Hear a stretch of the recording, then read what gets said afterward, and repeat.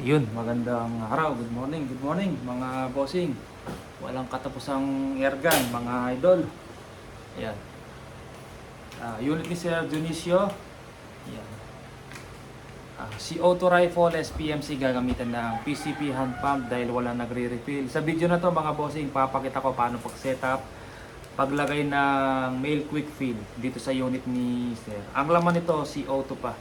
Ngayon lalagyan natin ng quick fill mga bossing.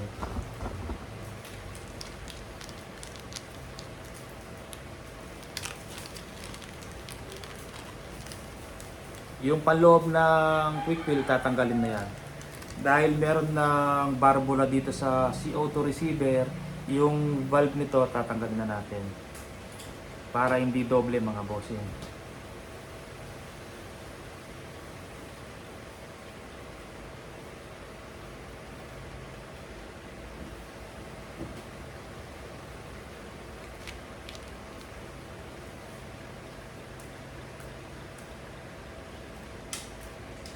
Yun.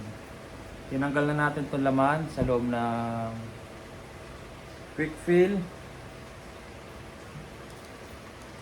Tapos yung set nito mga bossing may kasamang plastic. Yun, hulog. Nalagay dito sa CO2 receiver. Papasok nyo.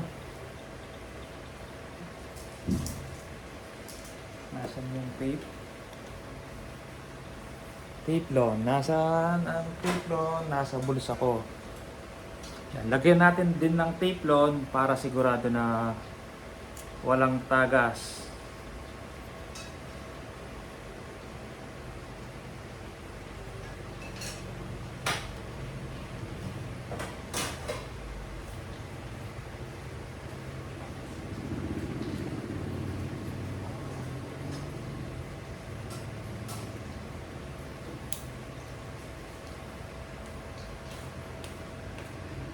Tapos lagyan natin mga bossing. Gamit tayo ng crescent.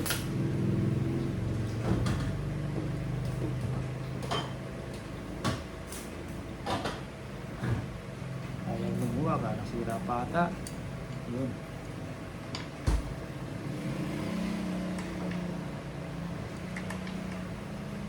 Saktong higpit lang. Pag alam yung sumayad na yung male quick fill dun sa plastic, mararamdaman nyo yun mga bossing. Pag alam nyo dumikit na, konting higpit na lang, huwag sobrang higpit.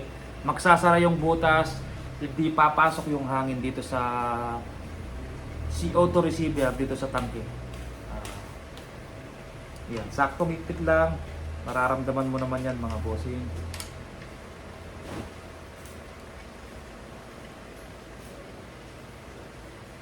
Yan.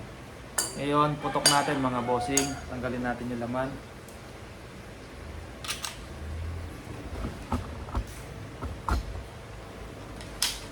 Sukak natin para mabilis mabubos. Pagka sa mga bossing, yung iba kasi nahihirapan, hinihilang ganyan, hinihilang ganyan. Mas maganda yung ilalaki nyo, lagay nyo dito. Tapos, para smooth siyang ikasaya. Yung lalaki, nandito. Tapos, intuturo.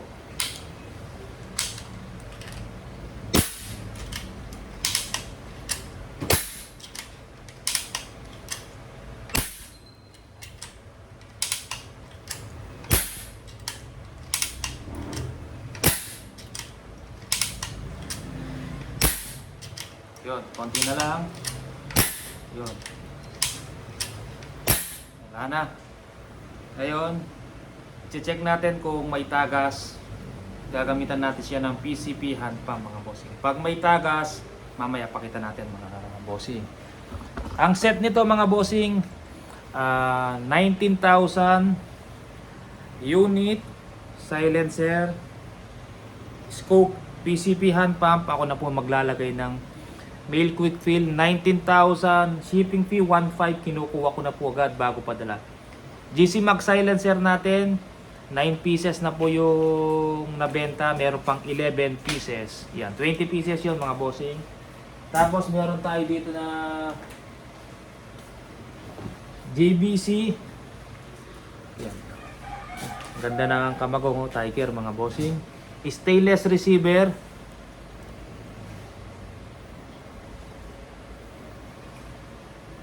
Yan. Lalagyan ko na lang ng barrel. Siguro yung silencer, GC Mag lalagay natin. Threaded siya. Yan. Yan. Naka 0.36 liters carbon fiber Alsafe brand tank. Yan. Stainless, pang matagalan na yan mga bossing. Napakatibay. Ngayon kuha tayong PCP hand pump.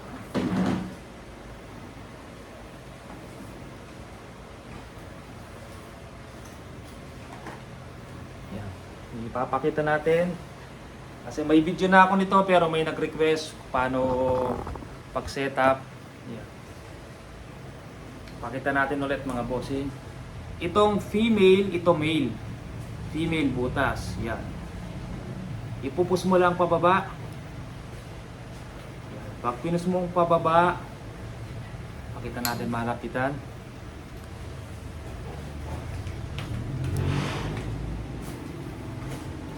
Yan. Pasok natin sa male quick fill. Push pababa. Tapos balik mo. Yan. Dapat pag pinus mo, pag pinasok mo mga bossing, bababa siya ulit. Pag hindi bumaba, hindi nag-lock yun. Pag binombaan mo yun, baka matanggal sa pagkakabit kasi hindi nakalock. Dapat nakalock. Check nyo. 1, 2. Ulitin ko po mga bossing, CO2 rifle to, hindi to PCP. CO2, ginamitan lang ng PCP hand pump dahil walang nagre-refill na CO2 sa lugar nila sa Dionisio. Kaya PCP hand pump po ang kasama. Pinaka max po na pwedeng ilagay sa unit 1, 2. Yan. Yung gauge ng hand pump, yung hand pump meron pong gauge. Makikita nyo yung gauge 1,000, 2,000, 3,000, 4,000, 5,000. Doon tayo sa 1,000 mga bossing. Paglagpas ng 1,000, may mga guwit yan. Kada guwit 200. Paglagpas doon sa 1,000. 1,000, lagpas ka ng isang guwit, 1-2 PSI na yon mga bossing. Wag po kayong bibili ng PCP hand pump, yung tigwa 1,000 o 1-2, 1-3 sa Shopee. Ang nakalagay po doon, maliit na gauge. Ang read ng gauge po na yon, LTA. Ang read nun, 1, 2, 3, 4. Mahihirapan po kayong mag-compute o kung gusto niyo lagyan ng 1, 2, hindi niyo alam kung saan yung 1, 2 doon. Kasi MPA po yung read niya. Bili po kayo yung malaking gauge, yung folding. Ang read po ng gauge na to, PSI. Mas magaan, mas matibay doon sa maliit na gauge. Yan, mga bossing. Kasi yung mga iba, bumibili sa atin, nilagyan natin ng quick fill, nakabili ng hand pump, binili nila yung mura. O, konting dagdag na lang po, dito ka na sa mas malaking gauge. Yung gauge nung isang hand pump na mura, ganyan lang kaliit, para yung gauge lang ng PCP, napakaliit. Ito malaki na PSI pa, hindi ka mahihirapan kung nasa 1 to PSI ka na, 1,000. Hindi ka na magko-convert. Yan, folding pa siya mga bossing. Yan. Yan, tinanggal na natin yung laman na CO2 dito sa tank na unit ni Sir Dionisio ngayon. Re-refill natin gamit ang PCP hand pump mga bossing. Sa pagbomba mga bossing, yung bleeder na to, sara nyo muna. Yan. Pag hindi nakasara yan, di papasok yung hangin. Kasi may singaw, lumalabas doon yung binobombahan natin.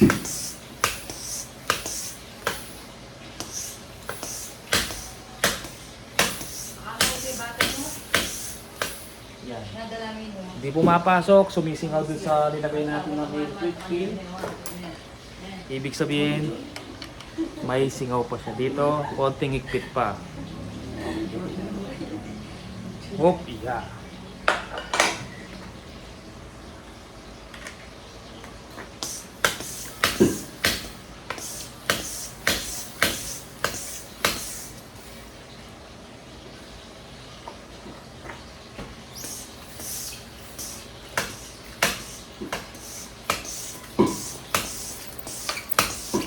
Medyo matigas na yung hand pump ko, nagpapapalit na ng mga o-ring, tsaka yung piston. Yan, mabigat na siya eh.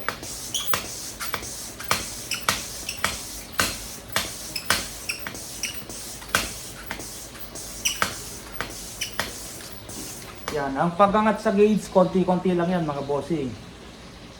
Kung laman ng unit mo 1,000, may laman na, tapos o 500, kinargaan mo siya ulit, mabilis yan umangat papunta sa 500. Kung anong laman ng gauge ay ng unit, pag binombahan mo, mabilis umangat yung gauge. Kasi may laman na siyang 500. Pagdating doon sa 500 mga bossing, akma na yung gauge na laman ng unit tsaka yung gauge ng hand pump. Doon dahan-dahan na lang yung pagangat. Hindi po mabilis yung pagangat ng gauge mga bossing.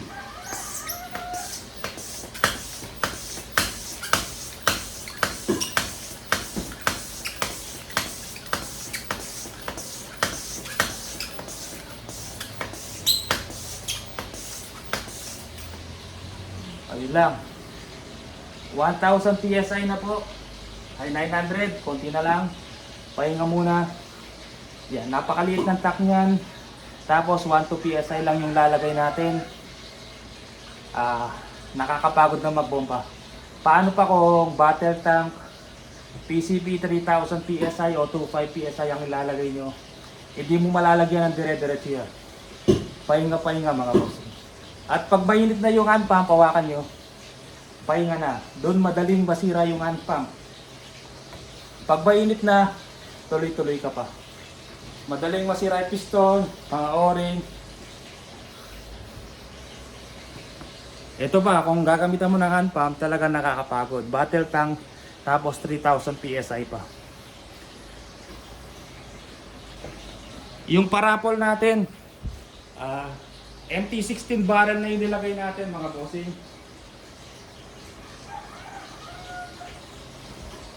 Ito yung parapol natin, buo na siya. MT-16 barrel na, hindi na steel. Ayan. Gustong sumali, complete set to, magkano kasi? 650 complete set. Per slot, kasama scope, hand pump, dalawang box na bala. T6 receiver, yung isa stainless.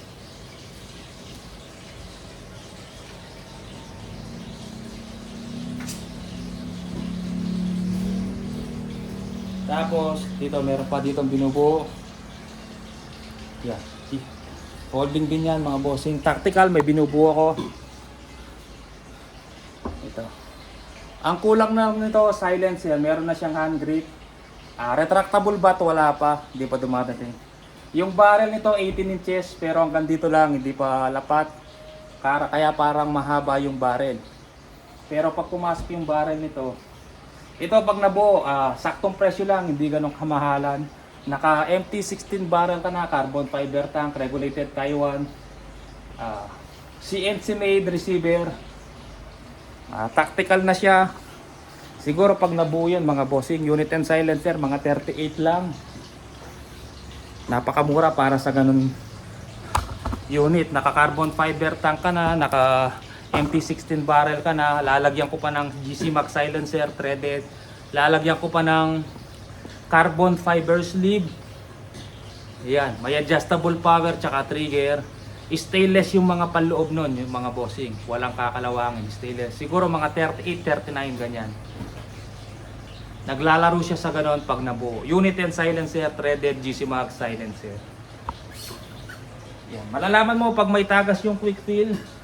Yan, iniwan natin ng mga 900 PSI, tapos bumaba, ibig sabihin may tagas. Yung nilagay yung male quick fill, yan hindi siya bumaba, walang tagas mga bossing.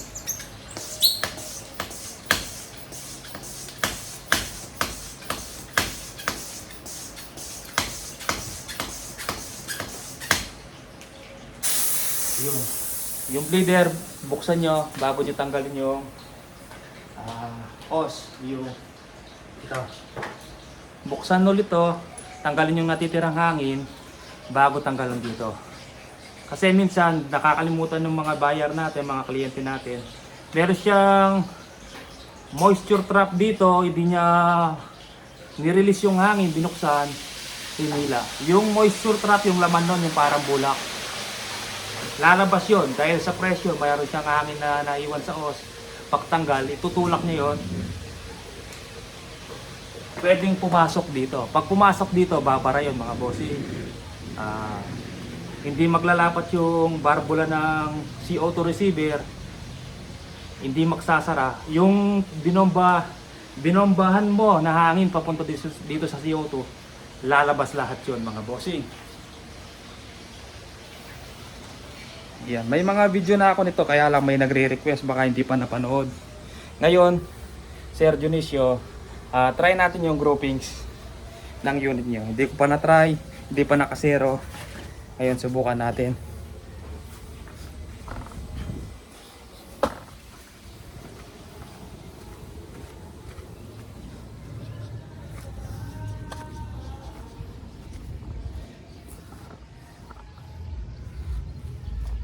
Tanggalin muna natin yung scope para ma-check natin kung tatama tayo sa target. Kasi pag ganyan, hindi pa nakasero, minsan tinapat mo yung scope, hindi pasok dun sa target natin.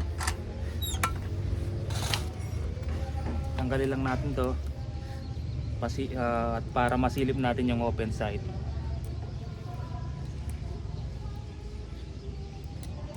At sana okay tumama. Pag pangit tumama, hanap tayong ibang unit. Pero at least na demo natin yung paano gamitin ng hand pump yung PC, yung CO2 rifle. Ay, maaga pa, mga 7 AM pa lang mga bossing.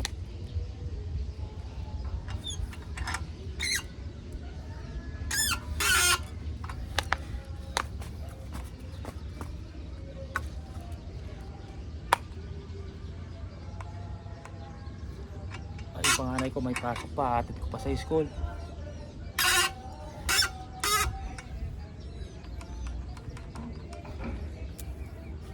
Yan, tapos lagay natin mga busing.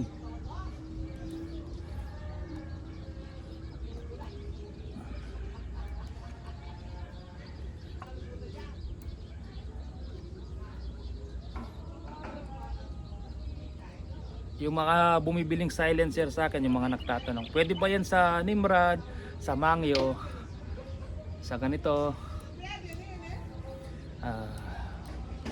Kung hindi po 1/2 by 20 yung thread ng ano nyo, hindi po siya pwede. Ipalapat nyo, yung kung walang thread yung dulo ng barrel nyo, palagyan nyo po ng thread. Kasi yung silencer na binebenta natin, yung GC Mag, threaded po yun, meron na po siyang thread mga bossing. Yan, 1/2 by 20 po yung thread nun. Kung walang thread, ipa-thread nyo po yung dulo ng barrel nyo. Kahit anong silencer, birang magakma sa mga barrel mga bossing. Kagaya nito, yan, kahit pagpalit-palitin mo yan, same brand, same unit, SPMC, hindi po magkakapares yan. Nilalapat po yung silencer kada unit. Yung barrel na to, yung dulo, binabawasan pa po yan mga bossing. Kasi yung mga pipe hindi po bilog yan, oblong. Kaya po binabawasan po ni maker, nilalapat kada unit. Yung mga may silencer ba kayo na malapat, SPMC, kahit meron tayo, hindi po agad lalagay. Bihirang-bihirang magsasakto yan. Kasi konting alog lang yan, sasayad yan mga bossing. Konting alog, hindi siya fit, medyo maluwag ng konti. Sasayad yung pillet dito sa ano, hindi na siya accurate pag lumabas kasi may sayad na. Kaya mas maganda, nilalapat po, hawak nyo yung silencer, pati barrel, ipapalapat nyo po sa tornero. Ganun po yun mga bossing. Maliban na lang kung nakathread po yung barrel nyo, tapos same sukat. Pero disuksok, mahirap po yun mga bossing. Yan, walang tama yan, bagong pintura. Mga bossing, try natin unit ni Sir Dionisio. Tapos yung pistol rifle na nag-iisa bagong kuha, may kumuha na. Meet up po kami mamaya sa SM Pampanga, SM Mexico. Try natin sa Meteor mga bossing.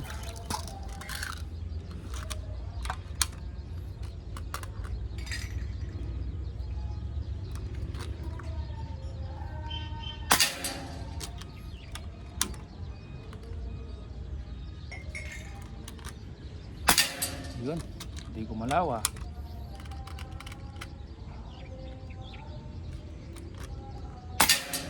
Gumalaw. Ayos. Ang ganda tumama. Nakailan shot na tayo, pang-apat ito. Zero natin.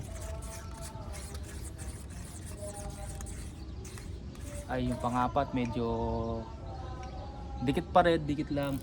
Yan, kitang kita dito. Pag zero, kung saan tumama yung bala, dun nyo po itutok yung dead center ng scope mga bossing.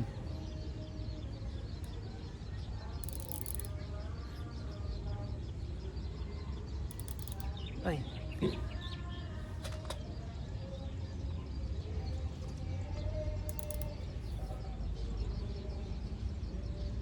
Yan, try pa natin. Nakapat na tayo.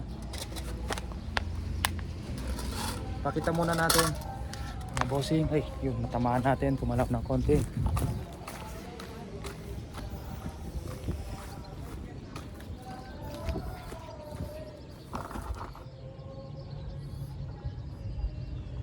Yan mga bossing. Yan, silaki ng kuko. Yan, 4 shots. Try natin barilin yung bilog kung nakasero na. Didinig naman yan sa camera pag kumikot yung bilog.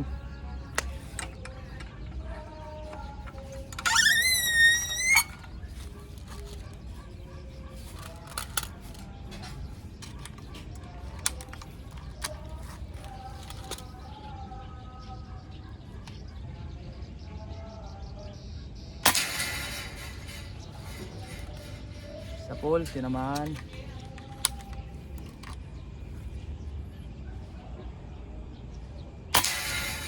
Tinamaan.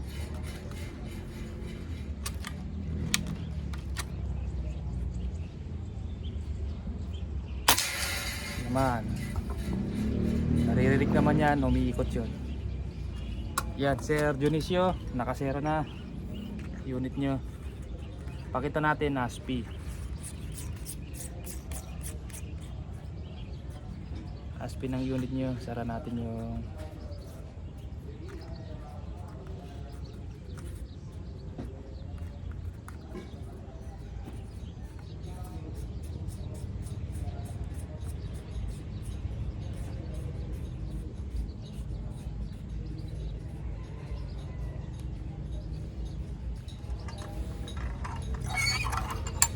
ito unit nyo, Sir Dionisio.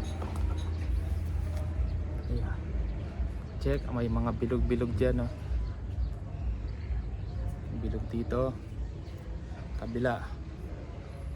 Mga bilog-bilog din. Mga ASPI.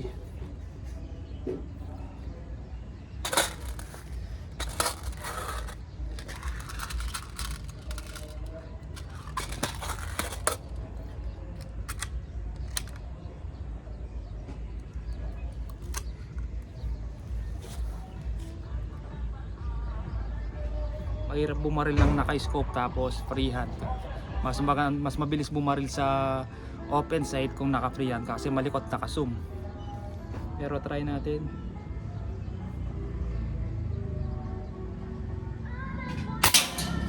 Tinamaan. Sige ba nga bossing, maraming salamat po.